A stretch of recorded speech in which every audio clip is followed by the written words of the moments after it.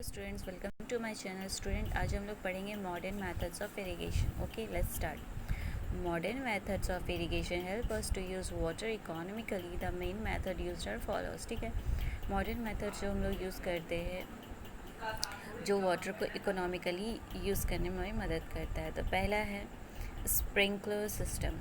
This system is more useful on the uneven land where sufficient water is not available. यह system वहाँ use किया जाता है जहाँ हमें वाटर जो है वो सफिशिएंट मात्रा में नहीं मिलता है और जहाँ बिल्कुल ही अनइवन लैंड हो, बिल्कुल भी यूनिफॉर्म लैंड नहीं हो। The perpendicular pipes having rotating nozzles on top are joined to the main pipeline at regular intervals। आप फिगर में देख सकते हैं 1.5 का ई में परपेंडिकुलर पाइप्स लगा हुआ है और सभी एक मेन पाइप में कनेक्टेड है। ठीक है, when water is allowed to flow through the main pipe under pressure with the help of pump, it escapes from the rotating nozzle, it gets sprinkled on the crop as if it is raining।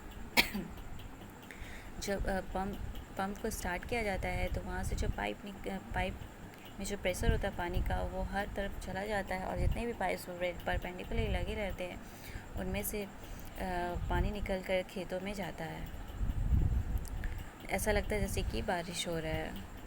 ठीक है, sprinkler is very useful for lawns, coffee plantation and several other crops. Sprinkler system जो है वो बहुत ही useful है lawn, coffee plantation और several other crops. Next है drip system. In this system the water falls drop by drop directly near the roots. इस system में जो वाटर है वो डायरेक्टली कहाँ जाके गिरता है? प्लांट्स के रूट में। So it is called drip system, इसीलिए इसे ड्रिप सिस्टम कहते हैं। It is the best technique for watering fruit plants, gardens and tree. ये सबसे बढ़िया तरीका होता है फ्रूट प्लांट्स और गार्डन ट्रीज़ को वाटरिंग करने में, वाटर डालने में। Water is not wasted at all, इसमें पानी बिल्कुल भी वेस्ट नहीं होता है। It is a boon in regions where availability of water is poor. ये बहुत ही अच्छा होता है वहाँ पे जहाँ पे वाटर का अवेलेबिलिटी मतलब उपलब्धता बहुत ही ख़राब हो। ठीक है, जो कि आप नीचे फिगर में देख सकते हैं।